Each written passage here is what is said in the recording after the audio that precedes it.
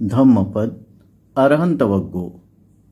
गामे वा यदि वारण्ये निम्मे वा यदि वा थले यथारहन्तो विहरन्ति तं भूमिरामनेयकं।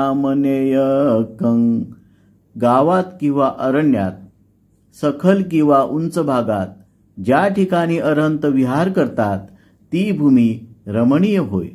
अर्थकथा: सारीपुत्ताच्या सर्वात कनिष्ठ भावाने रेवताने जगाचा त्याग करून काही काळातच अरहंतपद प्राप्त करून घेतले।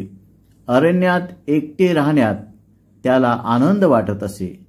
जेव्हा विशाख्याच्या घरी भिक्षू बुद्धाबरोबर भोजन घेत असता तिने रेवत राहत असलेल्या अरण्याविषयी चौकशी केली।